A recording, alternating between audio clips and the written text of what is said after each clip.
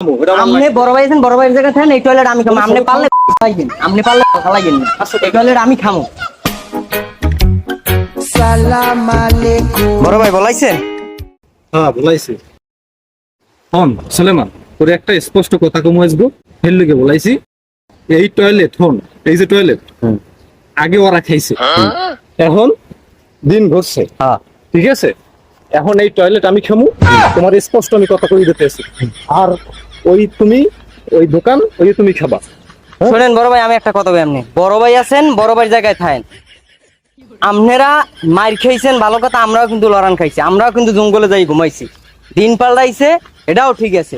শোনেন আমার কথাটা শোনেন, আমি বলি, সামনের যে দোকান ওই দোকান আপনি খাইবেন, আর এই টয়লেট আমি খামো। আমি ওকে, তুমি কেমন কথা কো?